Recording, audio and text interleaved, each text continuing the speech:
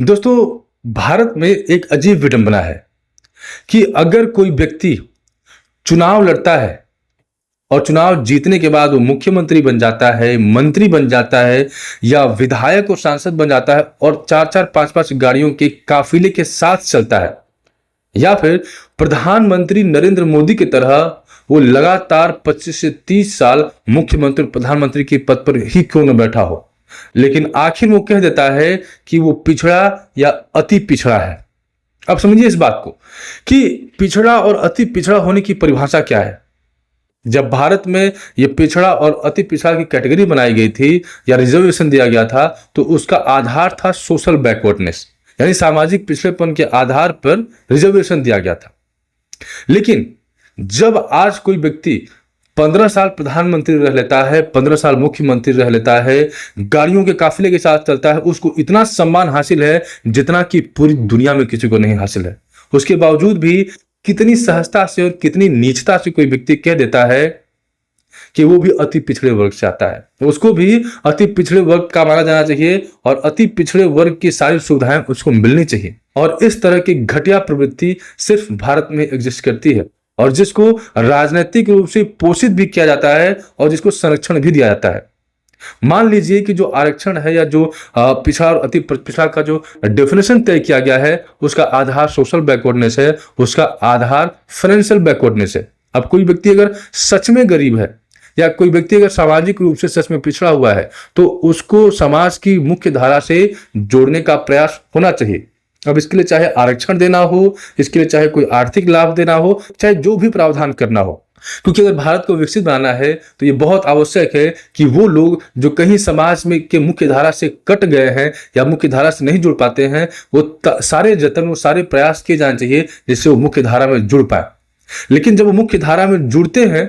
और अपने उस सोशल बैकवर्डनेस से ऊपर उठ जाते हैं, यानी उनको समाज में वही सम्मान हासिल है जो किसी उच्च पद पर बैठे सबसे सम्मानित व्यक्ति को हासिल है, तो इसका मतलब यह है कि वो सामाजिक पिछड़ेपन के दायरे से बाहर आ चुका है।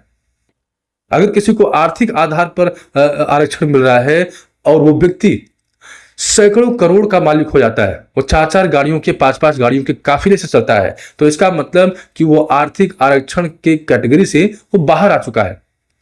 लेकिन ये अजीब विडंबना है भारत में कि राजनीति के नाम पर जो व्यक्ति 15 साल प्रधानमंत्री रहा, जो व्यक्ति 15 साल मुख्यमंत्री रहा, वो भी कितनी सहजता से कह देता है कि वो भी अति पिछड़ा है। अति पिछड़ा कैसे है? जहां पर लोग उसको भगवान मानकर पूज रहे हैं, जहां पर वो देश का प्रधानमंत्री, जहां पर पूरे विश्व में भारत के इमेज को कैरी करता है, जहां पे वो भारत के का प्रतिनिधित्व करता है, आर्थिक और सामाजिक स्थिति दोनों सुधर जाने के बावजूद भी कोई व्यक्ति अपने आप को कैसे पिछड़ा और अति पिछड़ा बता सकता है?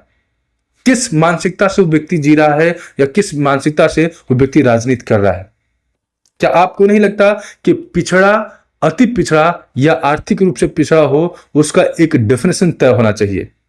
क्या आपको लगता है कि जो व्यक्ति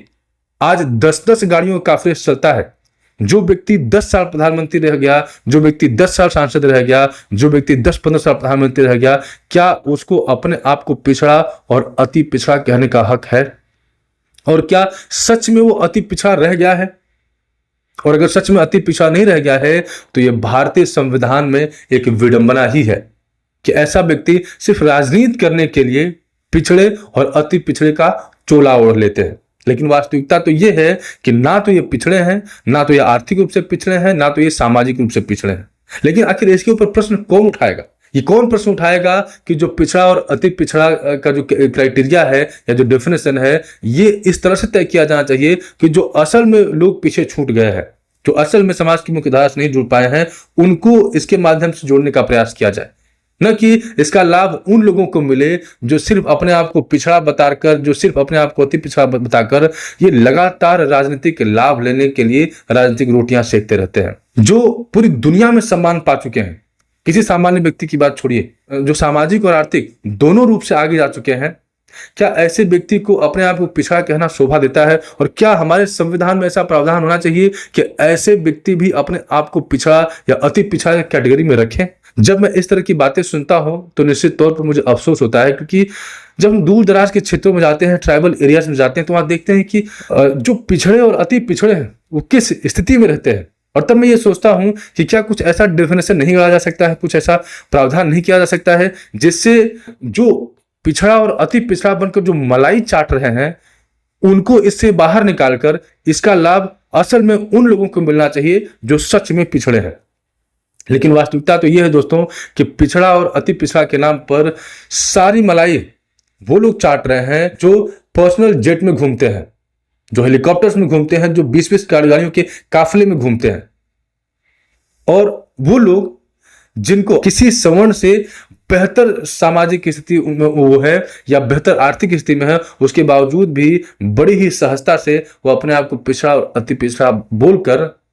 राजनीतिक लाभ बटोर लेना चाहते हैं। वो चाहते हैं कि उनको मान सम्मान तो अगड़ा वाला मिले, लेकिन राजनीतिक लाभ उनको हमेशा पिछड़ा वाला मिलता रहे। दोस्तों, आपका इस पूरे प्रकरण के ऊपर क्या कहना है, और क्या आपको लगता है कि प्रधानमंत्री को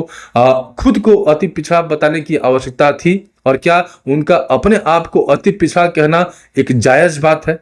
क्या आपको लगता है कि आज वो सामाजिक या आर्थिक रूप से अति पिछड़ा रह गए हैं? और अगर नहीं रह गए हैं तो ऐसी क्या जरूरत आन पड़ी कि आज वो अपने आप को पिछड़ा और अति पिछड़ा बताने पर आमादा है? अपनी राय कमेंट बॉक्स के माध्यम से जरूर साझा करें।